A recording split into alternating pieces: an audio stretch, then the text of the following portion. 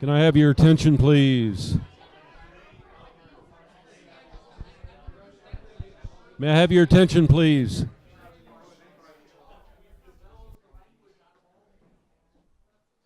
Well, good morning.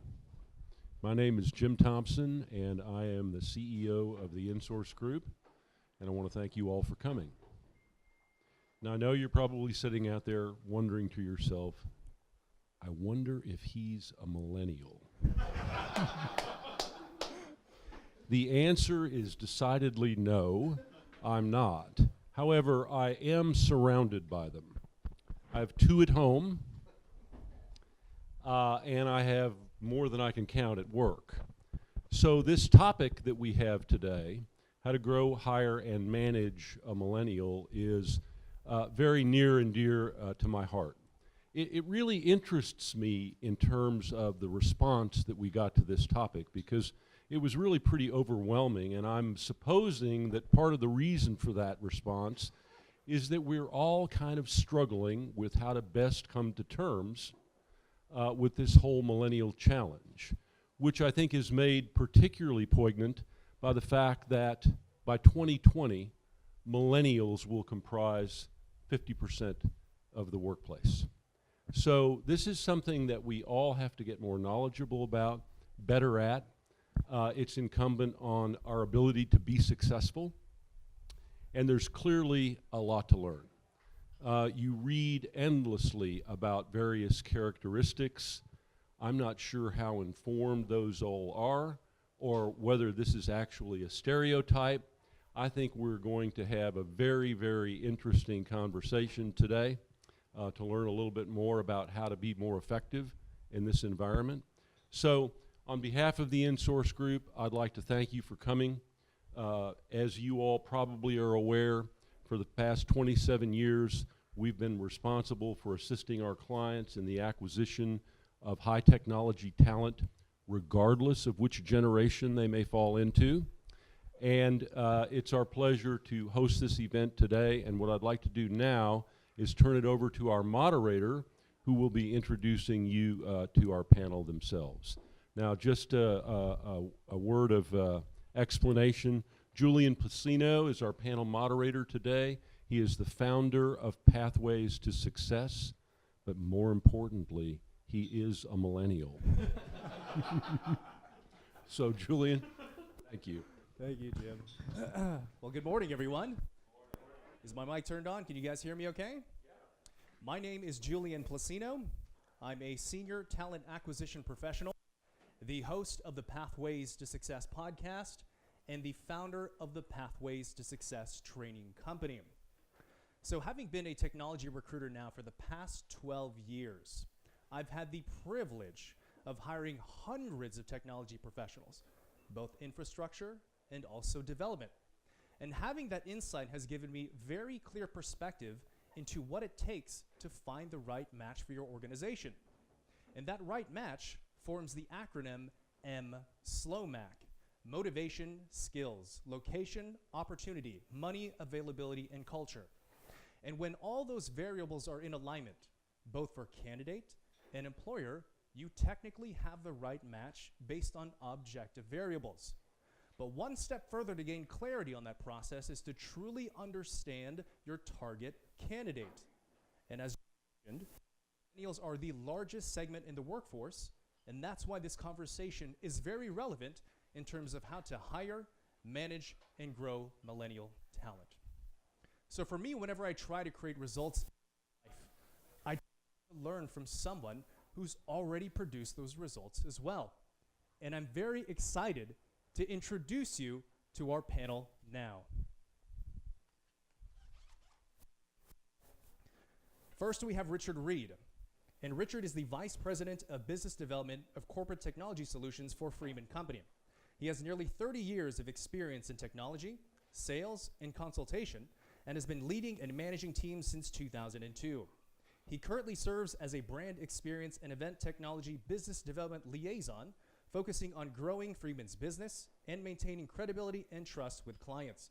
He has authored numerous articles in industry publications, is a speaker on event technology, and is also on the board of the XD Leadership Alliance. Please welcome Richard Reed.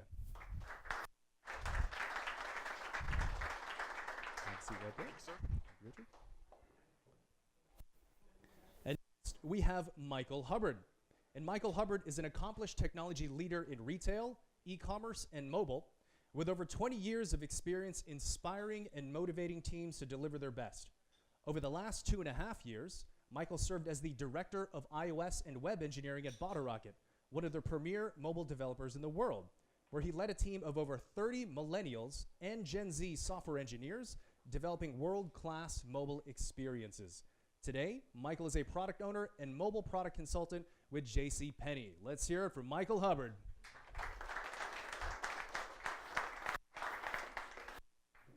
And last but not least, we have Jonathan Campos. And Jonathan is the Chief Technology Officer of Dallas's newest ride-hailing startup, Alto.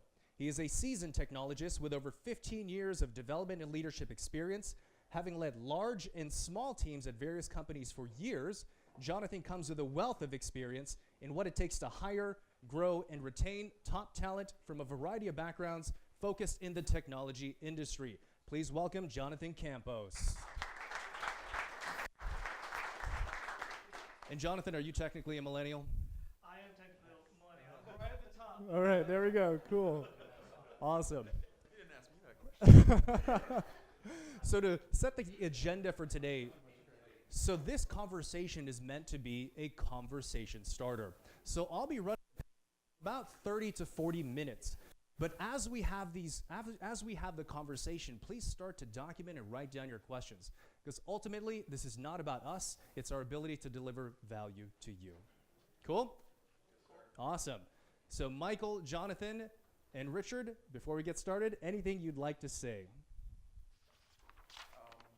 I'll start with, I had my staff meeting with my team this morning, and I had to shift it because I visit with you guys, and I was letting them know what the topic was, and I clearly had one millennial on my team. He's 26 years old.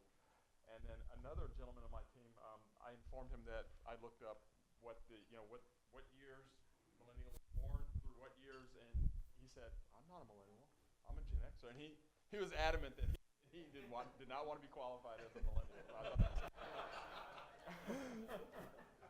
Awesome. All right, here's the mic right here.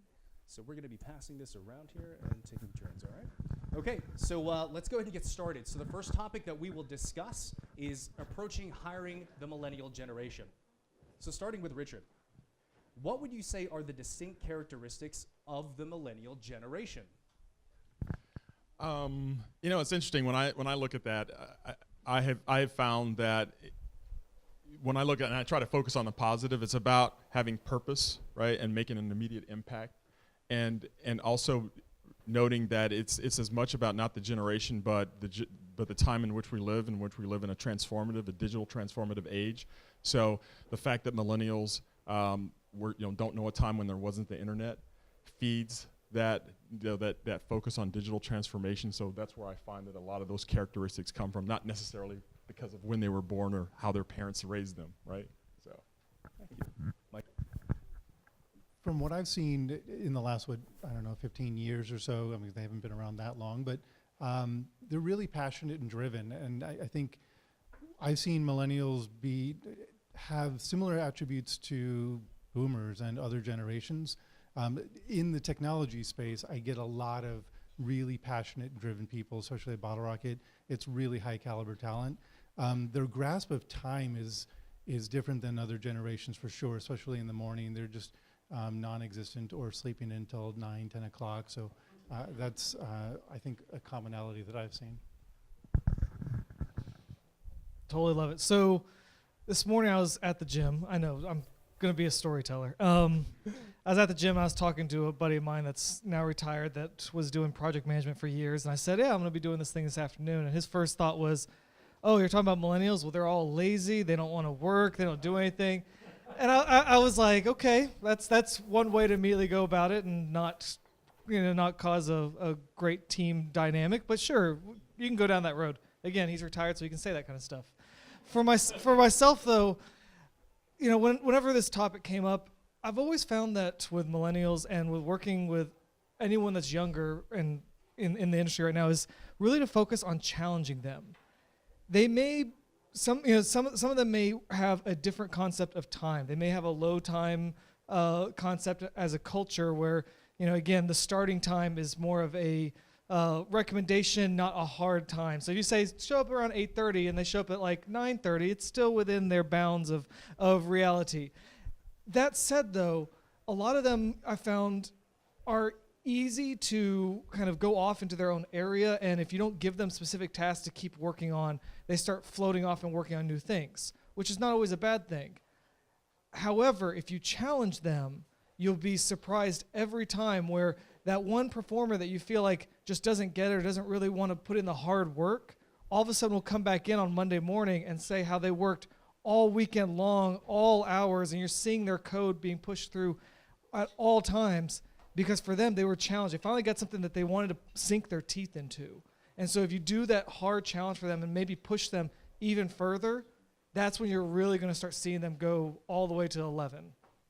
And Jonathan, we'll have you keep the mic and we'll go this way around, okay? Perfect. So we've all heard the generalizations that millennials can be impatient, lazy, and entitled.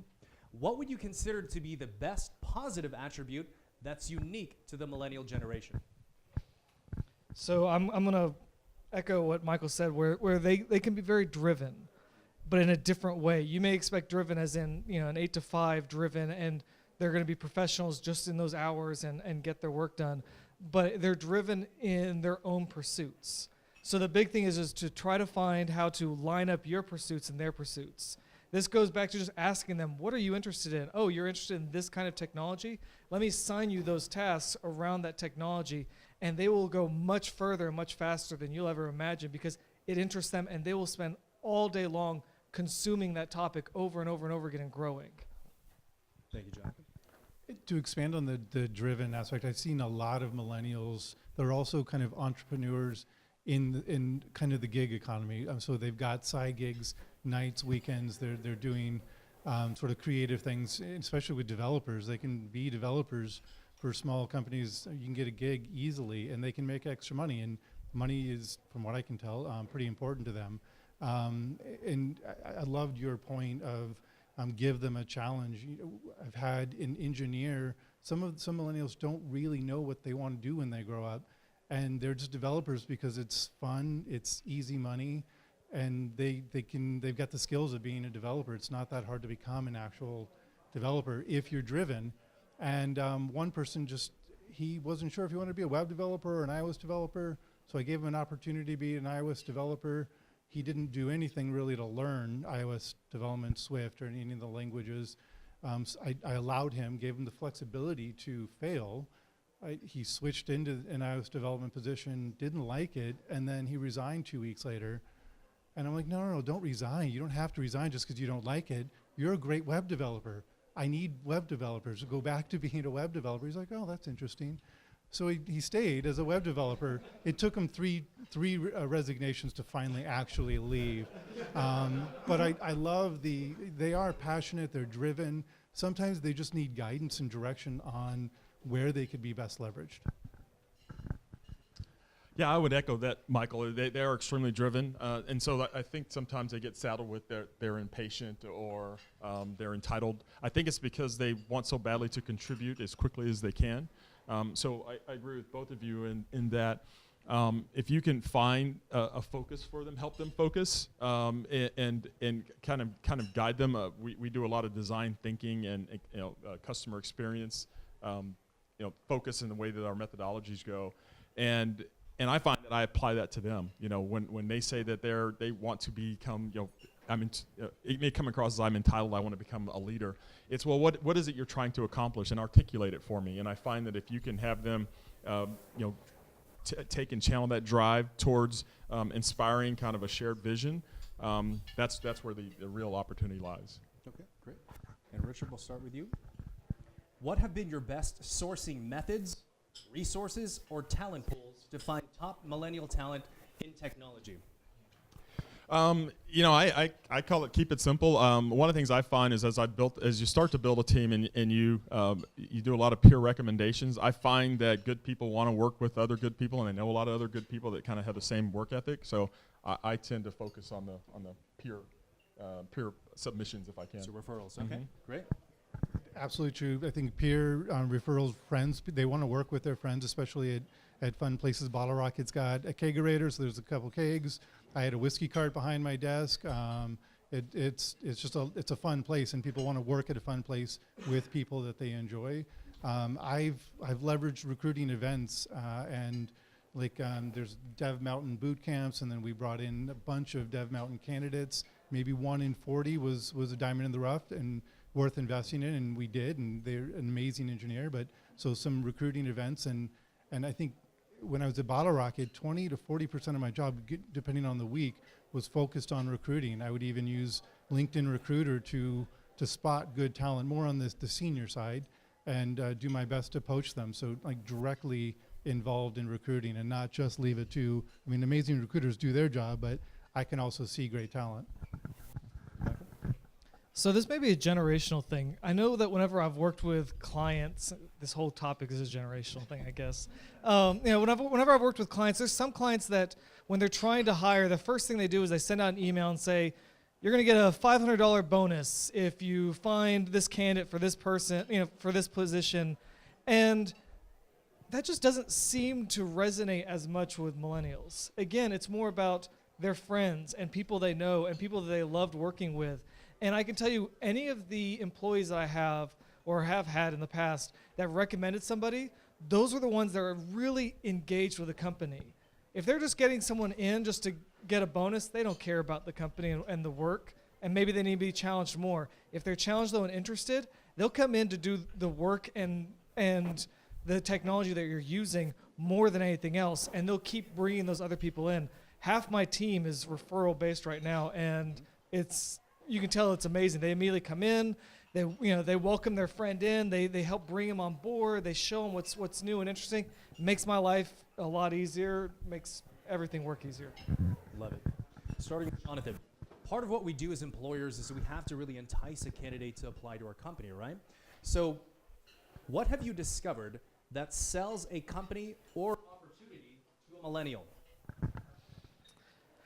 So the two things that I find that sell the most are challenge, which I know I keep using that word, but it just really is that important, and the environment.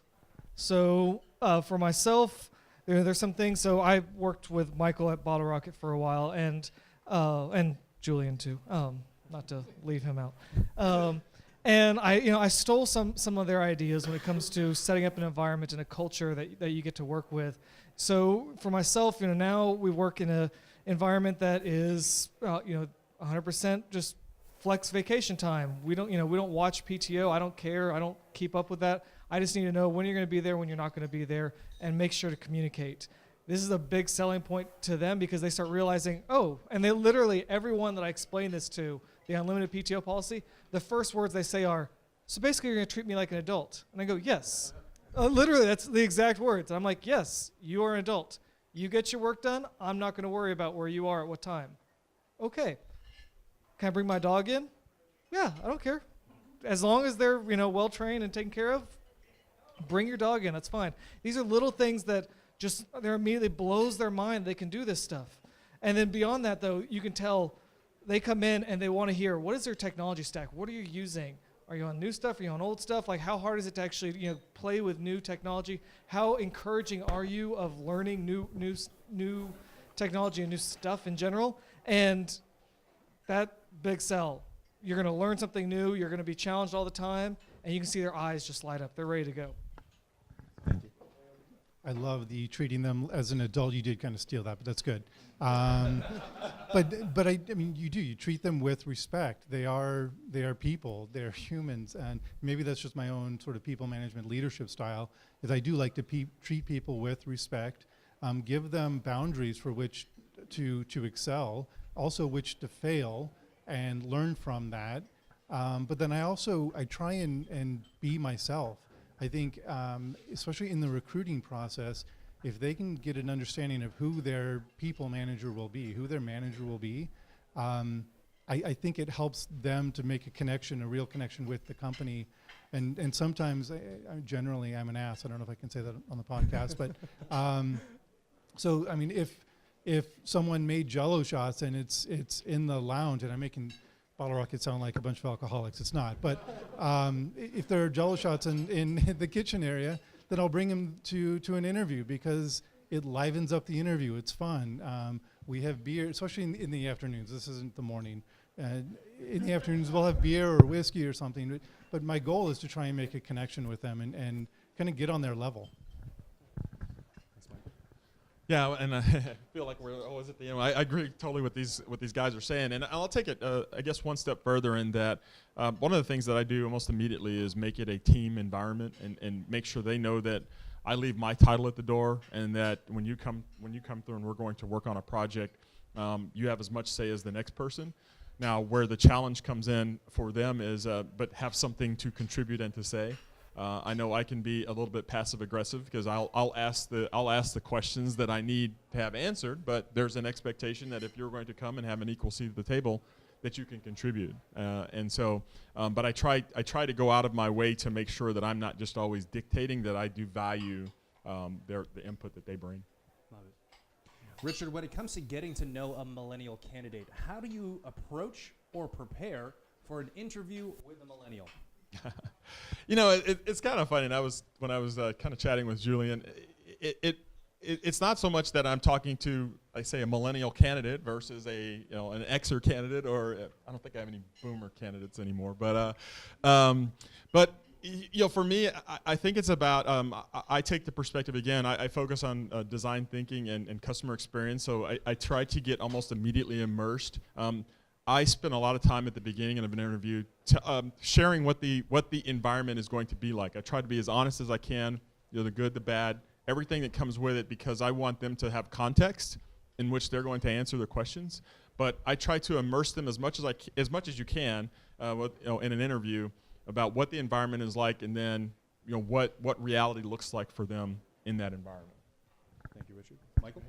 Just to add to that, learning the environment, that's absolutely wonderful. I think one of my, I guess I focus more on the tail end of the interview in that aspect. But in the beginning, I try and learn more, as much as I can, about the candidate. What's really important to the candidate in their work life? What's important to them in their personal life? Because with work-life balance, or whatever it's called now, work kind of ebbs and flows between the nights and sometimes weekends.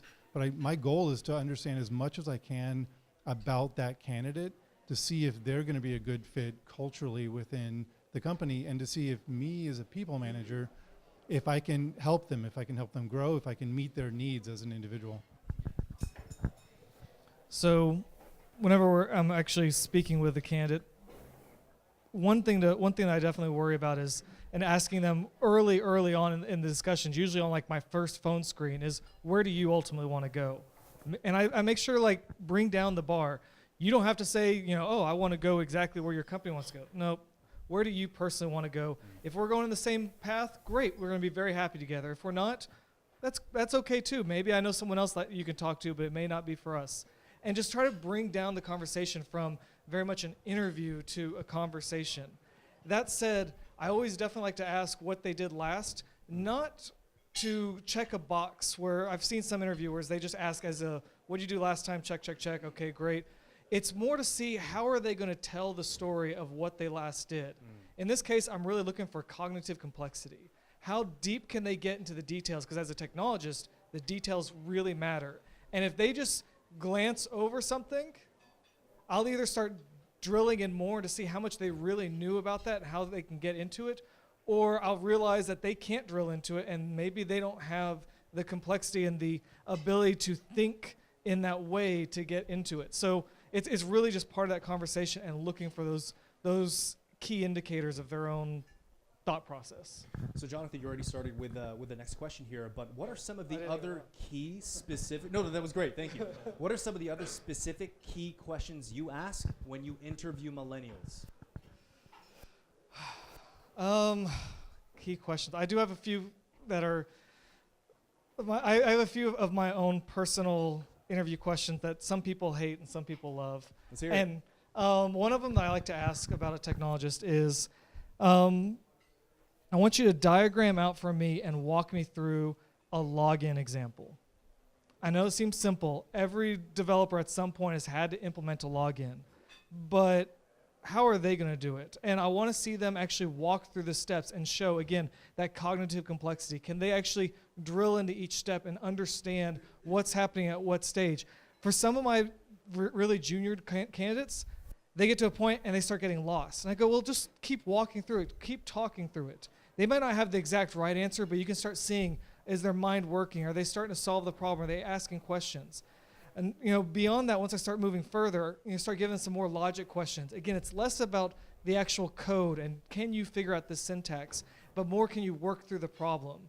And then finally, one of the little mean questions that I ask, which is going to sound just silly as anything else, but I ask them, draw me a house.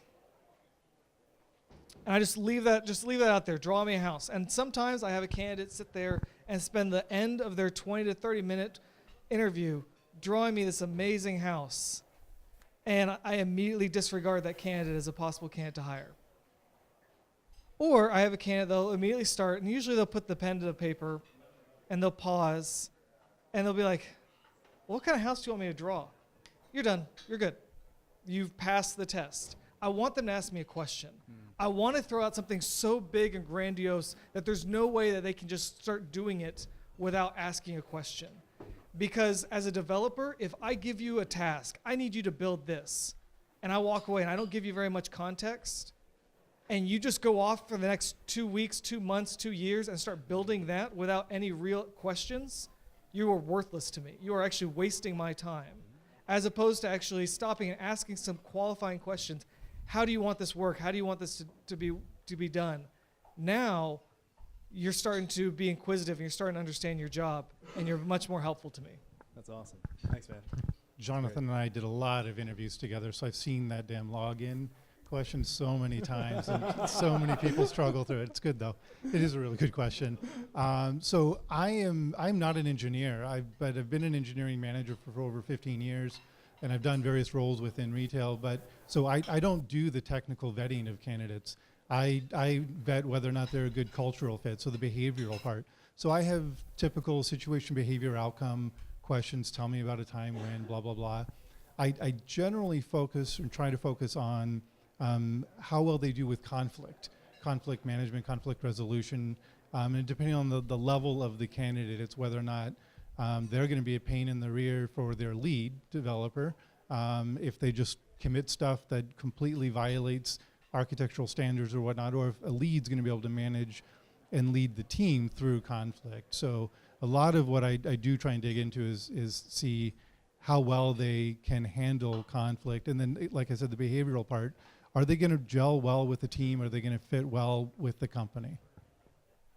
Thanks, Lance. Yeah. So yeah, no, it's funny. I remember doing some of those on a lot of technical interviews. I know. Again, I'm really big on immersion and experience, and so I try to bring that into the interview. And so with that in mind, oftentimes I'll go in and as I'm vetting out their experience, I may ask questions. For example, instead of the whole traditional of what's your weakness, remember the what's your weakness question, I would ask something along the lines of, in your last review with your manager, what did they discuss with you about your strengths and your weaknesses?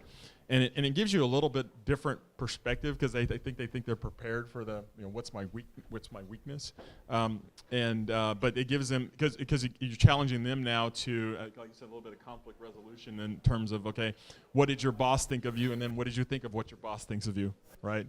And so that forces them to kind of answer that a little different.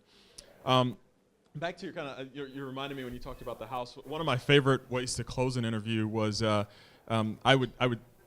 would thank them for their time, and then I would act as though we were getting ready to adjourn, and then I said, oh, by the way, I have one more question for you.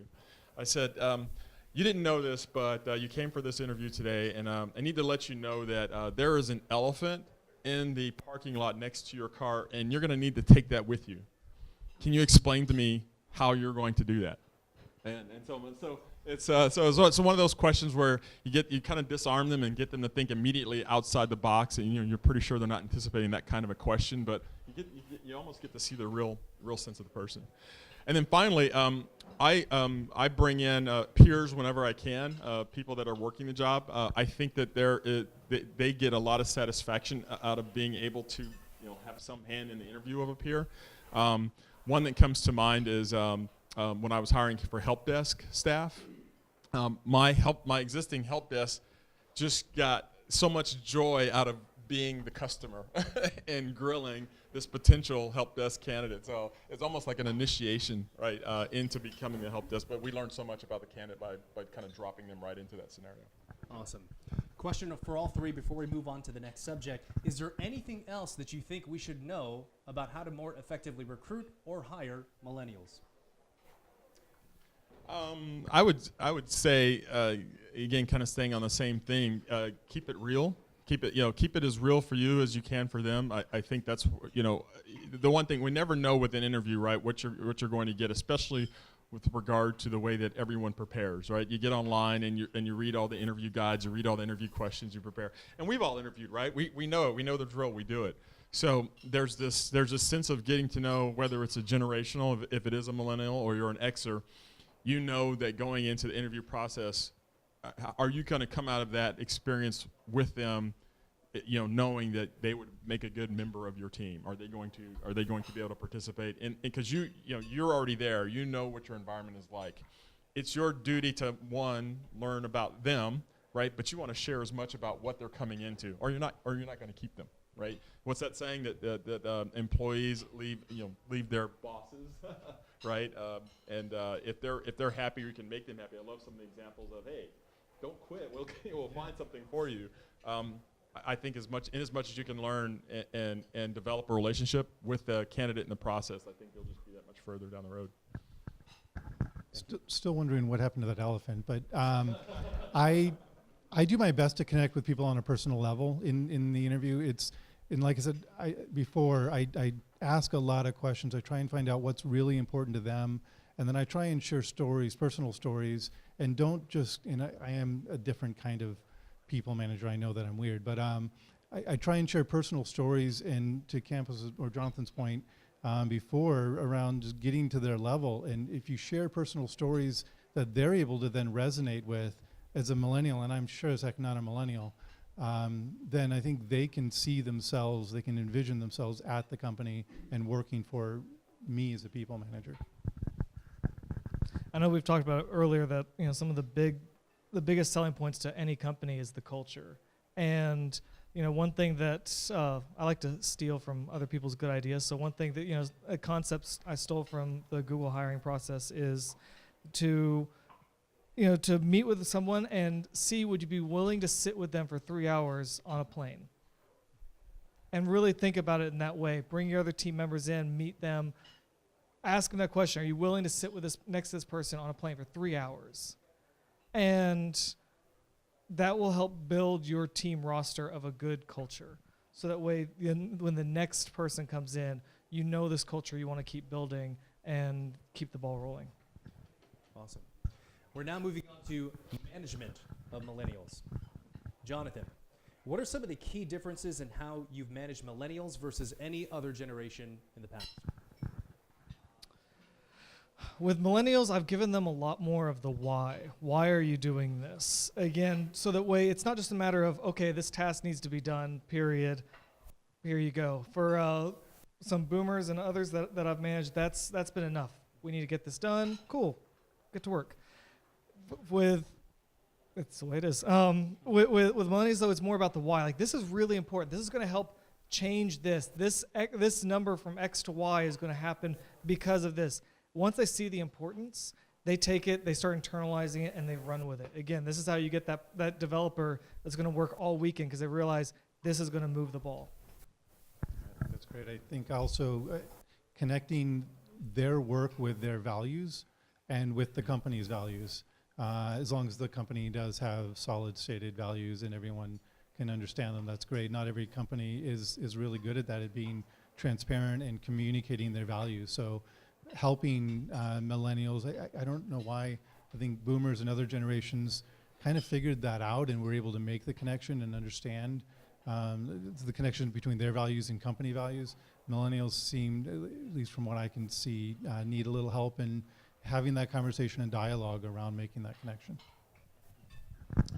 Yeah, I would agree with you, and I would even take it a step further when you've got your boomers and your Gen Xers and your millennials working together in project teams. I find that I spend as much time getting them, trying to help them learn how to work together because of those various perspectives. Or again, your boomers are saying, "Hey, give me a task, I'm going to go take care of it," and then they're coming to me saying, "I've got a millennial on my team that's asking me all these why questions, and can you please tell them to stop doing that?"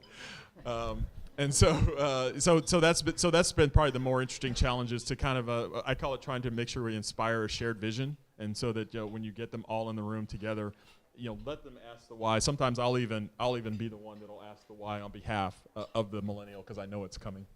Gotcha. Okay. And it feels like we touched a little bit on this already, but once you have hired a millennial, what have you discovered that truly motivates them? What are their values? Oh, like I said, I think we've hit on this as part of the hiring process. Is they have a strong desire to succeed. Sometimes they don't know how they're going to succeed. They just want to say they want to be successful, and so I think that focusing, helping them focus on that. I find that I've learned to be somewhat passive aggressive, in that I will ask a lot of leading questions that I often know they haven't considered. But they're willing to consider it as long as they just don't want to be told to do task A, task B.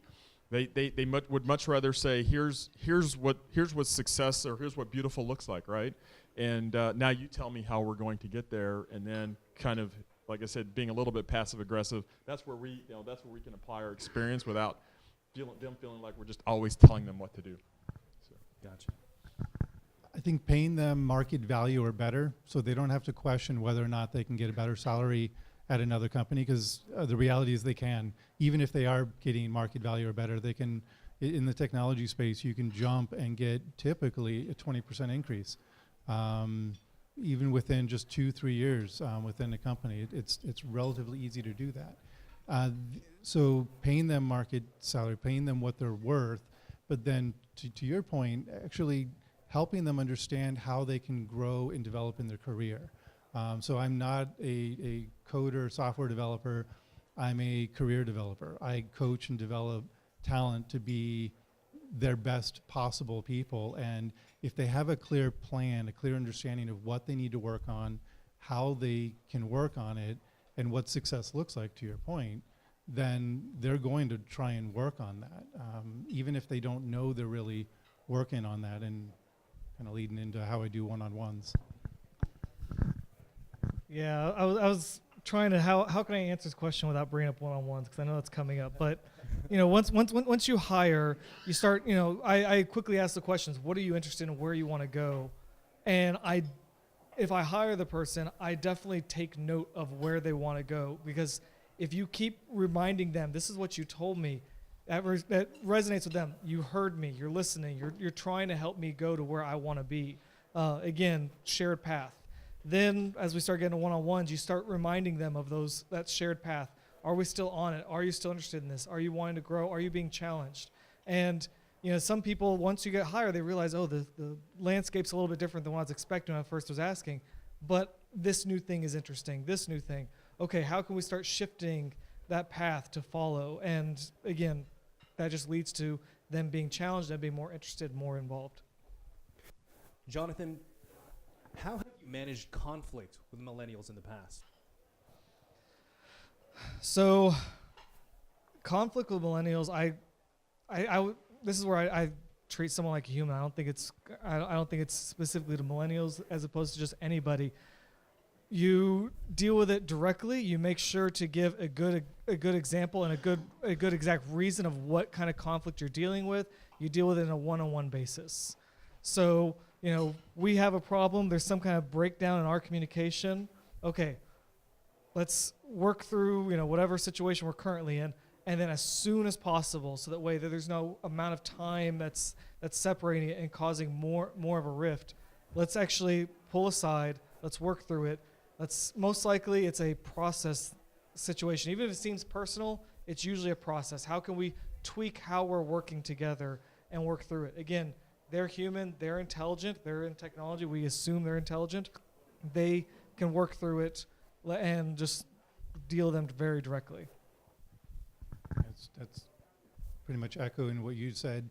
Directly, candidly, I'm more on the aggressive side, so I am very direct, but I do so in a candid and honest way. And when you've built trust and respect with the individual, and giving feedback is not easy, but if you include 3 core elements of feedback: specific, timely, and focus on behaviors, not the actual person themselves, they're more likely to receive that feedback and understand why there was conflict, what their role in the conflict was, and how they can not do that again or remedy the situation.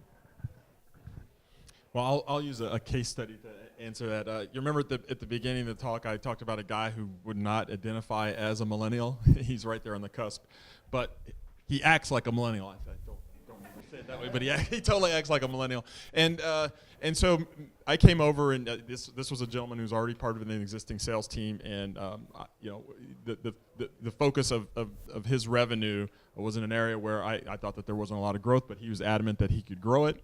And so I just wanted him to defend it, right?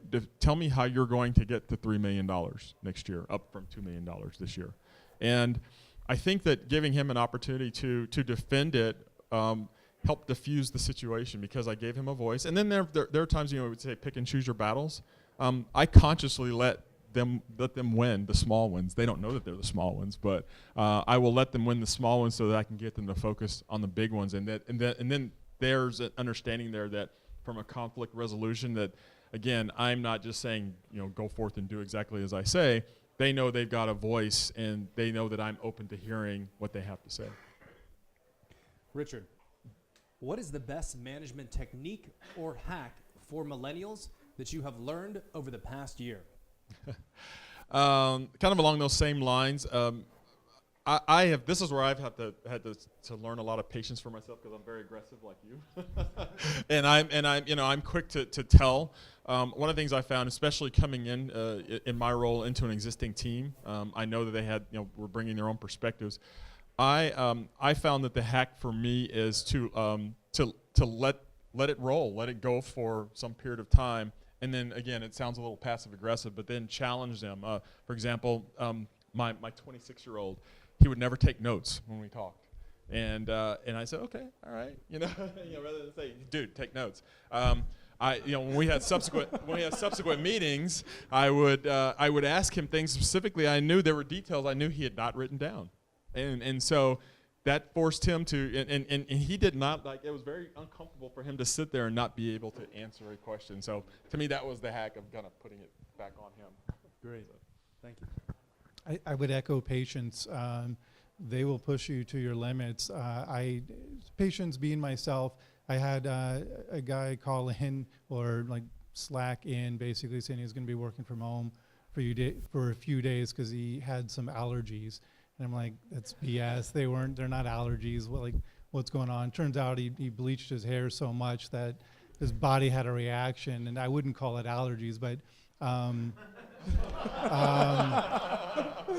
but I didn't care, and very similar, and we have very similar philosophies where I don't care when and where they work as long as they get their work done. And he knew he had expectations for that sprint to get his deliverables done. Whether or not he was suffering through pain of a bleached haircut, that's his thing to work through. And he did work, from home for a couple days, and he got his stuff done. But he knew his expectations. And I think if I were a younger, less patient person, I would have gotten upset probably that he wasn't in the office, he wasn't working with the team. So flexibility and patience has been important. So I want to agree completely, but there's every once in a while you do need to bring down the hammer just a little bit.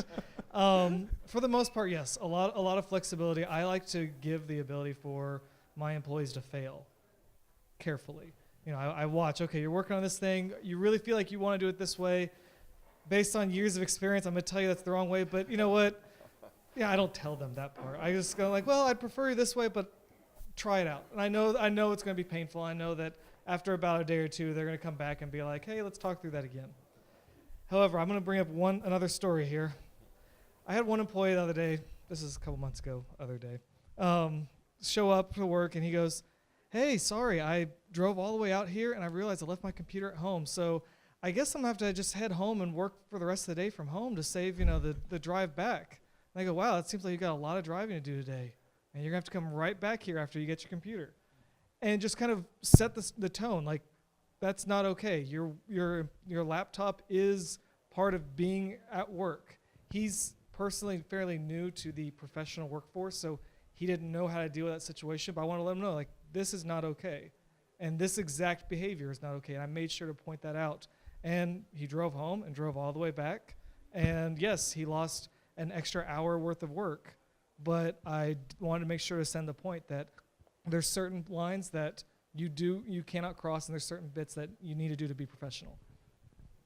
So the reason why this topic is so popular is because we're all trying to figure out how best to work alongside and with millennials. So what kind of advice would you give our audience on how best to gain influence in cooperation with the millennial generation? Jonathan. I'm going to echo Richard here, which is definitely like, leave your title at the door. Just throw that out. Bring the whole, I like to do more of a laissez-faire leadership style. So, bring it down and make it a flat organization of, we're all throwing in ideas, we're all making calls. And I do try to keep quiet for most of the meeting, so the way everyone else has a voice. I know that just, sitting in a meeting with my other developers as CTO versus anyone else, just any word I say just immediately stomps down on all discussions. So I actually try to remove myself from a lot of conversation. Some people may consider me just overly quiet, but I do it on purpose. Okay, so I have a question. How many people in the room are actually hiring managers? I think there's a few, yeah. So think of the people who report to you. Do you know specifically for each individual person what is important to them in their personal life, in their career? And do you have regular conversations with them about that? It's not just about their work, and some of it is the values and making sure that they succeed and excel at work is important as well. But if you make that personal connection, you can build trust and respect with a person, then you can manage them in a casual way. I don't wear blazers around developers, it scares them for some reason, but you have to do like ironic t-shirts or something, which They were all surprised I had a button down today. yeah, I didn't know I didn't know he owned any, but anyways. But making that personal connection, building trust and respect, and talking to them, part of talking, listening to them and actively listening is really, really important. I would agree, and it's interesting. I started having staff meetings with my team, and it was when you're leading a bunch of BD people, especially that are out hunting. One of the first things I learned is that because I come out of a traditional technology organization, they weren't used to having to come together and contribute as a team. They're thinking they're just out there on their own. So one of the first things I instituted was they get to decide, they get to pick a topic that they're going to discuss during our staff meetings, and they were really surprised because it was like, well, what do I talk about? I said, well, what do you want to talk about? And I said, and they said, I can talk about anything. I said, absolutely anything. And so a lot of them a couple of them were really engaged with that. And first, I think they struggled with the freedom to come up with a topic that they wanted to discuss. But then, kind of fast forwarding to this morning's staff meeting, about a week ago, we're setting the agenda, and I'm asking, I'm asking my admin to get everything prepped. And I asked I said, I'm just curious, what are the guys' topics? And my problem child Gen Xer, who doesn't know he's a millennial, he says, I don't have a topic for this month. And I said, this is not optional. but it's interesting too, and this is one of, and it's kind of interesting too with that person who's right on that cusp. He wants to be a manager of people. He wants to work in a management, and so he doesn't know it, but a lot of the things I'm challenging him with are, if you really want to sit in the seat, you're going to have to think a lot differently than you do today. So. Gotcha. We're now at our final topic before we enter into the Q&A, which is how to grow millennial talent. Starting with Richard. What strategies have you implemented in the past to get the most out of millennial talent? And again, for me, since I have been managing people since the early aughts, it's not even about a millennial thing. It's about the continuum of their growth, right? So I find that when you hire, say you're hiring someone right out of college, you know that they're at the stage of their career where they're helping, right? They're learning and helping, and you're tasking them accordingly. And then hopefully they're learning from there to contribute independently, and then they're moving to a leadership coaching role, and then hopefully if you've been good at developing them, they move into an ideation and a directing role. And so for me, I'm just very when I do my annual performance reviews and development planning for my team, I'm very conscious of where they fall in that continuum, and I plan accordingly. Gotcha. Thank you. I love the planning is very, very important, and I do that at an individual level. So, and it's actually regardless of whether they're Gen X or millennial, doesn't matter to me the generation. They need to be managed and led and developed on an individual level. That to me is, I think, the most important. For myself, making sure they feel they have ownership over something and continue to assign them ownership. Oh, okay, this task we're working on, you are the leader. You are the throat to choke on this. That brings them in, that makes them more involved, but then that also makes them have to start coming up with ideas and start problem solving. And they start getting bigger and bigger problems, and they start realizing that this is the process everyone has to go through. And pretty quickly they start asking questions of how to solve it better. But yeah, ownership is a big thing. And Jonathan, you were talking about one-on-ones. So is there a particular coaching format or methodology that you've used during your one-on-ones to get the most out of growing your millennial talent? Yes, so one very hard rule I have is I don't use one-on-ones to deal with disciplinary issues. I don't use one-on-ones to talk about any kind of problems that they've had or whatever else. Again, if we've had a conflict, deal with that directly at that time. I don't want them to be dreading going into their one-on-one. That is breaking down the purpose of a one-on-one. On top of that, I set up just open spots on my calendar where at any time they can actually schedule a one-on-one, and I leave that open. I've got some employees that specifically already pre-scheduled from now until 6 months from now. I've got some employees that literally just yesterday set a meeting for this afternoon. That's up to them, and I want to make sure that they feel like they've got that ownership of, I'm ready to have this next discussion, I'm ready to grow. Then once we get in those discussions, then it's more about what can I do to help grow them and start listening to them very directly. On a tactical weekly basis, it's first and foremost listening. Sometimes someone just needs to talk for the entire time, and then asking questions. Sometimes when they're bringing something up, you ask follow-up questions. You just want to understand what problems they're bringing to you and whether or not they're able to solve them, but not giving them answers. I was laughing because I've had managers wait to give me feedback in one-on-ones, and yeah, you absolutely dread one-on-ones, so don't do that. That's just not cool. And then every 2 to 4 weeks, and it depends on the organization, obviously, and the team, I would focus on their career development, and a lot of that again is listening and asking questions. And then I also have, like I've mentioned before, a very specific individual development plan, which I'll talk about a little bit later, is a tool that I use to help manage them. Yeah, I agree wholeheartedly. I feel that us as the manager, if we've got folks on our team, I say it's on me if I have someone come into a one-on-one and they're surprised at what I have to say, then that's on me, not on them. Now there are some that are we've had employees that are a little bit obtuse out there and they just don't get it. But and I find that in the one-on-one process, I break it down into there's the performance half of the discussion typically, and then there's the development half, and it should all be in concert.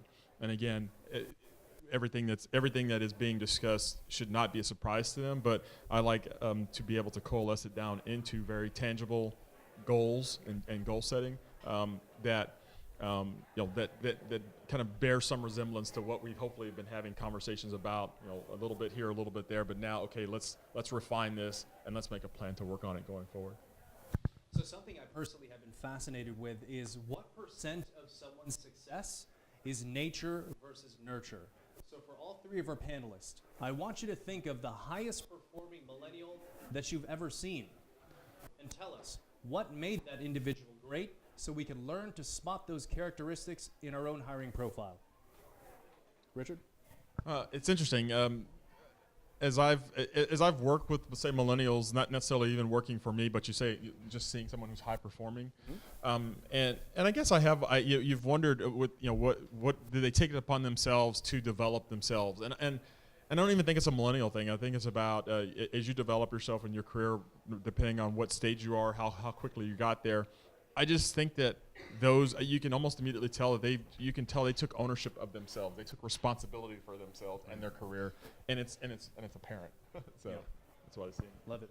Thank you. I couldn't agree more. High-performing people take ownership of their career, their own development. They're driven to learn and grow and do even things that aren't asked of them. They ask for challenges when they don't have any. And those who aren't high potential are typically a bit more lazy. They don't care so much about their career. They don't really care about getting to the next level, so they don't mind watching Twitch or whatever live stream, watching someone else game on their computer while they're trying to work, which is not actually happening because they can't work and watch Game of Thrones or Twitch gaming. It's just silly. But passionate, driven people, to me, I think that's their nature.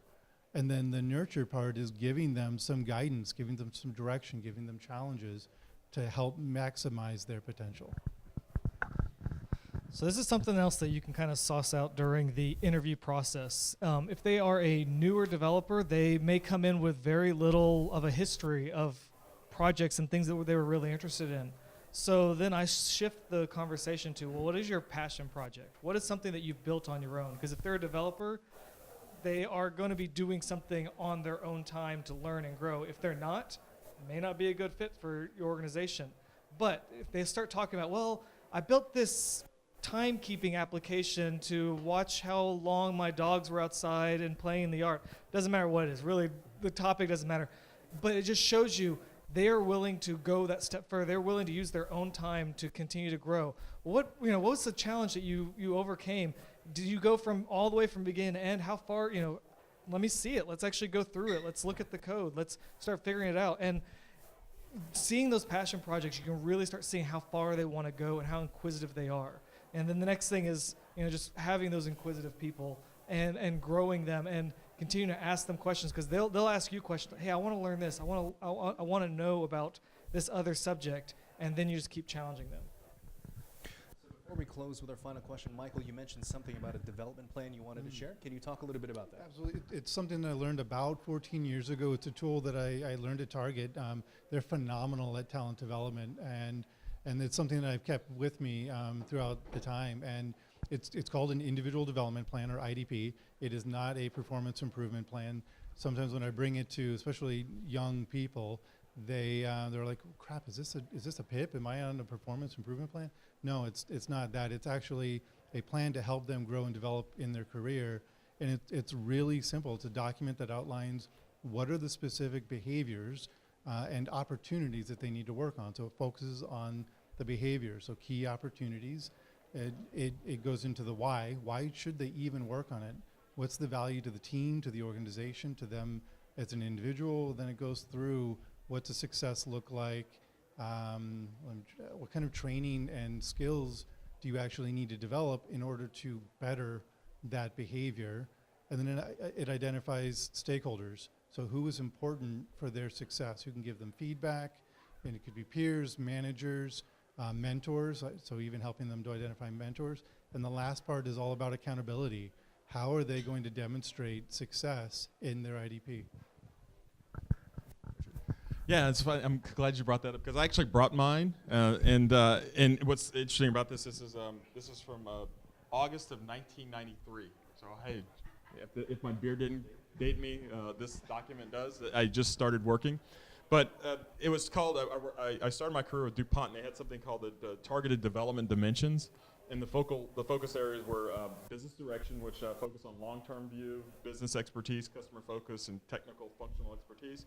Implementation, all about getting results, planning and organizing, networking and team building, people development, and then personal leadership. And then the continuum I talked about earlier, as you break those down, and this is where I just held on to this throughout my career, is that first stage of learning and developing and helping, with regard let's say, for business direction, long-term view, and then it goes through and defines what the traits are and what they should be doing at each stage, and it just gives you a barometer. So I've been using the same system since '93. Thank you. Awesome. So this will be our final question before we wrap up and go into Q&A. So we talked a lot about many different ideas. If there was one final thought or piece of advice that you would give our audience so we could better and more effectively hire, manage, and grow millennial talent, what would that final piece of advice be? I keep it simple. I say pay attention and bring not only your millennials, bring everyone into the conversation and let them be. Like I said, I know we talk a lot about customer experience, for example, and the focus being on the customer. Let everybody on your team contribute to that vision, right? Again, I use a design thinking methodology to get there. I have consulting in my background, and it's a very consultative process, and you have to have a lot of courage to go into a room with a blank whiteboard and come up with an idea and execute on an idea. But I think that I think that your teams will thank you for it if you bring them into the process from the beginning. Let them be part of the discovery. Let them be part of the formulation and the prototyping, and then you just sail right into building, and then obviously the debrief stage of that process. And I think that's a secret for success. Thank you, Richard. I would say be reflective, look in the mirror and ask yourself, how well do you really know the people who are reporting to you? And then ask yourself, are you actively trying to help coach and develop them in their career? And in your next one-on-one, you may even ask them, how am I doing in helping you in your career development? They may not even know what you're talking about. So be reflective, and the manager has a key role. Some people are very driven. They're going to drive their career whether or not you're going to help them. You're there then really just kind of as guideposts, giving them support. Some people need very little care and feeding, but if you're not talking to them at least every once in a while, maybe once in a quarter, it really depends on the organization, then you're not helping them improve in their career. I'd say just find their passion. Again, I know I brought up passion projects a second ago, but find their passion, find out what they're willing to work on, what they want to work on, what they're wanting to spend their extra time on, and start leading them towards that path. Because if they're going to burn those midnight hours, you want to encourage them to do it on something that is helpful for your organization, and on top of that, helpful for them. Ladies and gentlemen, if we could please give our panelists a big round of applause.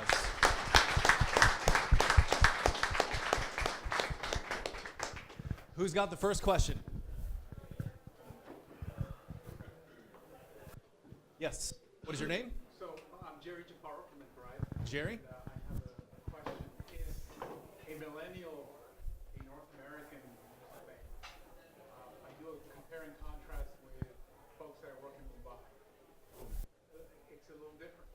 What can you guys share about that? Interesting question, yeah. Anyone wants to jump in on? Did everyone hear the question? The question was being a millennial a North American thing? Jerry would like to compare and contrast this age group with individuals in Dubai and perhaps other cultures. Sure. That's a good one. Yeah, that's a really good question. I do believe there are different cultural classifications of people, and I don't know if it's specifically North America, but I actually lived in Bangalore, India for a year as an expat for Target, and I managed a large team of 80 people while I was down there. And back then, I mean, we didn't focus on millennials, so that's why most of my management style isn't whether or not they're millennials. I don't care what generation they are. My management style is unique to them as an individual. And so then that can help cross any kind of cultural nuance, whether they're from India or Eastern Europe or wherever, it doesn't matter. If you're focusing on them as an individual, then you're going to learn about their culture. And if they are a US-based millennial, you'll maybe have similarities with other US-based millennials. But again, focusing on the individual, for me, will transcend any kind of cultural differences.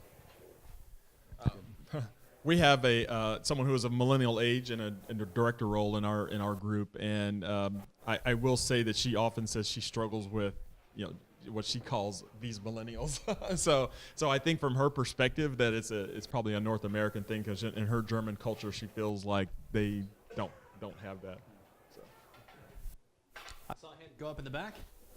So my question is, one of the hardest things as a manager when the due time comes and you give out raises, in my generation it was called the Jack Welch bell curve. 10% on losing it, 10% on they don't get anything or they're exiting out, 10% performers, and everybody else on the top of the bell curve. I don't think that methodology works with millennials, so I'm just wondering, what do you do that's different from that? So is the question best practices on merit increases for millennials? Best practice on merit increases in this particular generation. Thank you for the question. For me, it was interesting. I'll add to the complexity of that. We had a recent shift where we went from commission-based merit to base plus bonus, and there was a struggle again having a BD team, having them struggle with they were out hunting and basically there was no cap on how much they could make, and then they were going to a base plus bonus. So now it became more merit-based, and there was a real struggle with them. I'd say for me, kind of connecting with them on. Helping them see how they could, where they could grow, how they needed to grow. Again, I had someone who wants to become a manager, so pointing out what he needed to grow in that area. I'm not sure if I'm answering your question because it didn't come on the bell curve side of it, but it did come down to, hey, am I being paid what I'm worth? And my challenge was, well, what are you doing? What are you doing at your current level, and how do you get to the next level, which, by the way, pays better. So. So 2 parts to this answer. One, I always try to, anytime you're dealing with pay, it's a negotiation. In any negotiation, I try to bring money out of the only factor, because if it just comes down to money, then everyone's going to lose. Someone's going to feel like they didn't get enough. Someone's going to give too much. It's not going to help. So one thing is to also find out, again, what interests them, and maybe what other levers do you have to incentivize them at that time. Could be anything based on the individual. It could be a lot of stuff. When it comes to actual pay, I find that a lot of people are more focused on, are they being paid fairly than are they just winning? There are going to be those sharks that they want to know that they're at the top of the game, and that's a different situation, a different management. But for a lot of people, it's, am I being treated fairly? So you don't have to do a bell curve. It could be just a total, just like, bringing the entire tide up to a based on a certain percentage across the board, et cetera. But the big thing is people are going to talk. People are going to find out at some point. I know a lot of companies are actually moving to being very just transparent about, you are at these levels, you're getting paid this much, with certain variation based on how long you've been there. And that actually works really well, just starting to be much more transparent. This is just the way it's going to be. And people will understand that. If they really want to move and it's all about money, they're going to find another company that's going to pay them more. They might not get as much satisfaction, but they'll make their money if that's what they really want. I've been, I think, fortunate to not work in organizations that have the forced bell curve, and a lot of them have been pay for performance. And so that to me is easy, because when it's pay for performance and they perform well, then I absolutely max out every last penny within my budget to give them. And then in the conversation for delivering the actual performance review as well as their merit increase, I can explain to them how they perform, what they've done well, what they've not done so well, and tie that directly to their increase. And when they're not happy with it, it's usually because they're not happy with their own performance. And then we talk about what can they do to improve their performance, and then in turn improve their increases. Thank you for the question. So I have a question similar to what he asked. You answered most of my question, but let me ask in a different way. So my team in this company that I work with right now, plus the previous company, it's a good mix of millennials versus the Gen X, right? So what I've seen in millennials is that they expect instant gratification, right? Not just in money, but recognition and moving up the ladder, right? Have you seen that it's typical that they want to get in high, let's go up the ladder much quicker? But the Generation X. How do you convince management above you that it's okay to give them a promotion so often? I think So the question real quick is, how do you deal with when a millennial millennial would like to perhaps advance in their career, maybe prematurely based on. I didn't quite get the prematurely part, but I got frequently or Okay. maybe aggressively. Is that right? Okay. Yeah, yeah. So I think that ties to the company's performance and incentive plans. And Bottle Rocket's a great organization in that very junior talent, they come in and they're in a program for a couple years where they get increases every 6 months.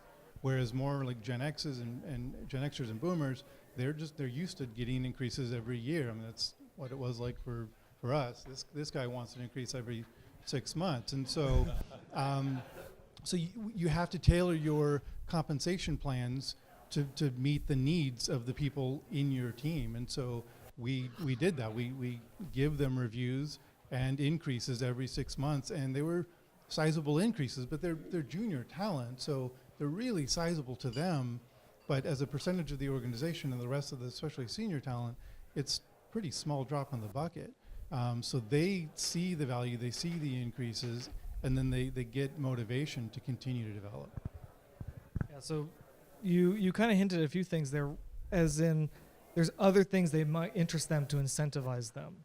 So it's not always about money again. It's, it could be, they get moved to a more exciting project or what they consider more exciting, or they get to go to a conference or, something to that effect. Maybe you just buy them a access to like Coursera or something where they can learn. So, some things don't have to be just a big price tag every 6 months, every year.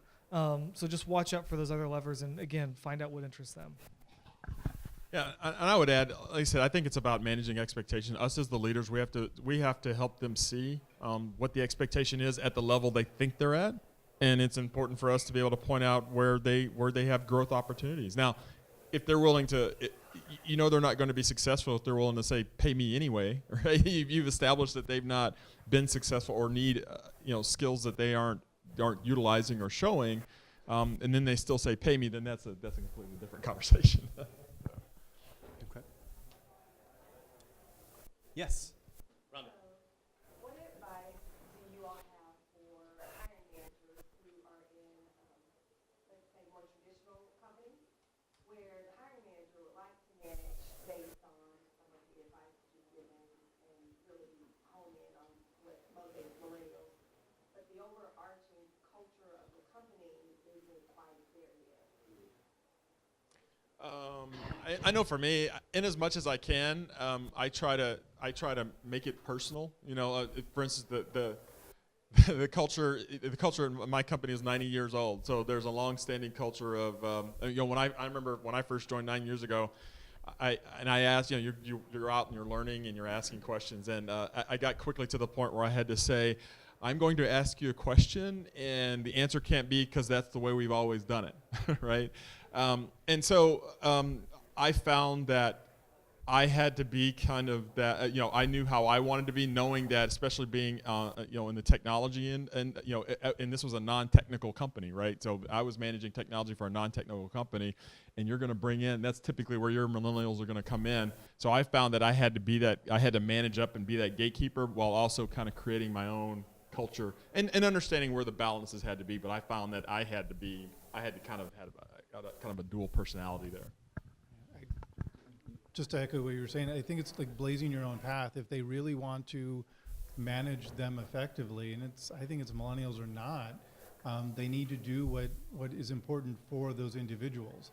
And to Jonathan's point earlier, it's if you've got a culture and an organization that doesn't traditionally support technology and millennials, they may not have the right compensation plans, and you find other creative ways of ensuring that they're valued as an individual, as a person.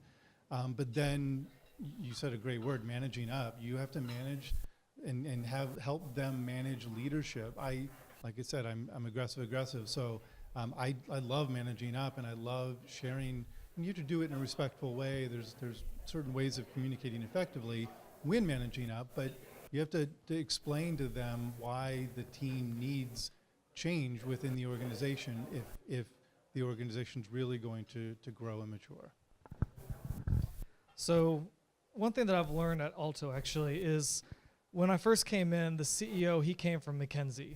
And he brought in the McKinsey playbook for this is how we hire, this is how pay goes, this is how everything works. And I can tell you immediately, as soon as he started trying to hire me in as employee number 3, I told him, I was like, this doesn't work for myself or for anyone else that I would hire as part of my team. And changed the conversation. We changed the mode so the way I could come in. But then once it was a matter of continuing to change that process for who we're trying to target. And the way that McKinsey did it and just doesn't work for, again, in this case for technologists, it didn't work for us as to how they wanted to structure all the plans and compensation and everything else. And so sometimes you just have to go back and be like, this structure may not work for the people you're hiring. And it's a hard conversation to have with, I don't know your organization, but I gotta assume that it's not easy to tell them like the compensation plan just doesn't work. But sometimes that's it. Misty? I find a lot of pushback we get today is under the guise of collaboration and the stereotypical, I want to work my way, my time, my hours, remotely. I'm going to get it done. But that just doesn't mesh with the fabric of a lot of established organizations nowadays. And so, whether it's inherited or not, how have you dealt with that? And meeting millennial needs, quote unquote, even though it's completely in contrast to what we do.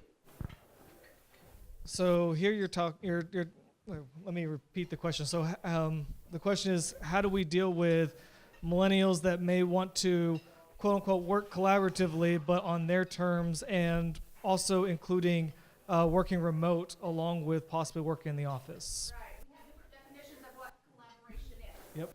So they think, I'm on Slack, therefore I'm collaborating.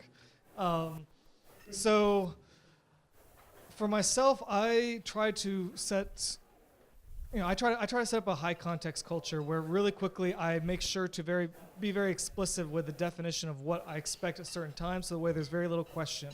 I expect you to be in the office by 10:30 every day. That is the hard line. You can show up whatever time you want before then, and then I also say, these are basically I'm setting up core hours. These are the core hours we work because we need everyone here. We need to be able to work in a team. There's certain days we actually have everyone working remotely, but that way everyone is remote, and there's less question of when does someone, this person's in on Tuesday, but this one's on Wednesday. No. Everyone's going to be on Tuesday and work remotely.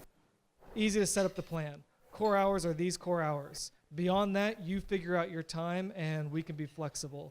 So it kind of gives them a little bit of both. A little bit of this is when we're working together, and when you are on your own and being an adult. I gotta echo that. To me, it's big on managing expectation, communicating. Like I said, having a shared definition. I love that concept because if you don't, if you establish what that definition is, it doesn't leave a lot of room for interpretation. I've had folks before that the whole I'm working from home because my dog or my daughter is sick. And I was like, then you're not working from home. You're taking care of a sick child, and that's PTO.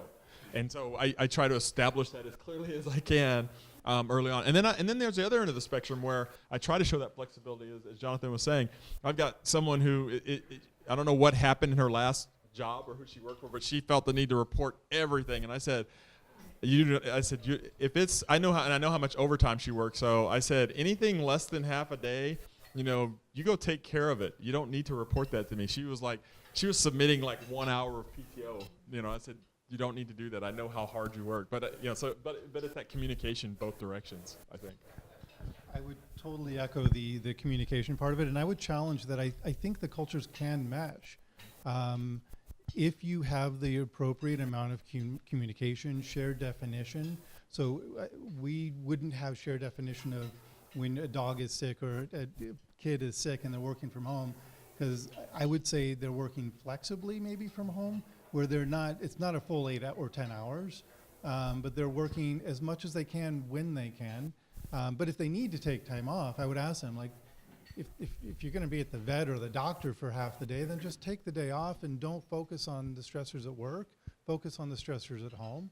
But when they're home, when they're working in a different environment, communication is critical, and making it really clear that how they communicate. So not just being available on Slack, but actually voicing things that are just in their head that they would normally maybe voice to someone who sits in the cube next to them. Voice that publicly in Slack so people can say, hey, I'm logged in for the day. This is what I'm going to focus on. That way there's no questions. Oh, if they're not there, I don't know what the heck they're doing. So over communication sometimes is really important, and making sure that they connect with the right people throughout the day. A lot of it is just communicating frequently and the right way for that team. Missy? Anyone else? Absolutely. So I see a cross-pollination taking place between millennials and Gen Xers, for example. I've noticed things like Gen Xers start to adopt a work from home kind of deal. Some of these situations arise, and some of them turn out to be like, well, is that really what your intent is? And I think sometimes what's starting to happen is an erosion, not an intentional erosion, but an erosion of where actually an organization making headway. So I see it as a stressful challenge. I also see that there's conflict created by Gen Xers with Gen Xers and millennials because of their different approaches. What thoughts can you guys share regarding how to handle some of these conflicts? A big part of it in my mind is education, educating your current teams that are not necessarily millennials or that have those millennial characteristics. But what are your thoughts on that? Sorry. So for myself, again, referring back to the context culture, you have high context cultures and low context cultures. Low context cultures, it's that someone starts working and you don't really tell them hard lines about anything. They just kind of have to learn by being there in that amorphous blob of your culture. High context cultures, you're specifically saying this, and you're laying everything out. I actually do prefer the more high context culture, especially when you're dealing with multiple organizations, multiple cultures, and such as Gen X and millennials, because again, the conflict really comes up when someone feels like they're not being treated fairly. If you set out the rules and you set out, this is how we do things in this way, this is how we do things in this way, now the rules are kind of fair across everyone. There's less conflict between each person. Oh, this person showed up at 10:30. Yeah, that's when I told them that they're allowed to show up before, they're fine. And that makes it where you just kind of remove a lot of the issues of the low context culture and the wishy-washy causing problems. What's that saying? Nature abhors a vacuum. I find that cross-pollination, especially for instance, my leadership team that I work, my peers, we're all Gen Xers, and we've got our boss is a Gen Xer, and we're finding that we're all distributed. We all work from home. We don't come into the office as often, and I find some of those communication challenges present themselves. And then to your point, we're acting a little bit like millennials ourselves, in that it's like, if we were in the office, we would just get up and go down the hall and have a conversation with each other. But then we find ourselves kind of falling into some of those traps, and I think that it's incumbent upon those of us as leaders to recognize when that happens, and then apply, like you said, in that regard. And I would challenge the team, if the team's got conflict between Xers and millennials, I think a lot of times it's because they don't know some of the whys behind what's important for the millennial.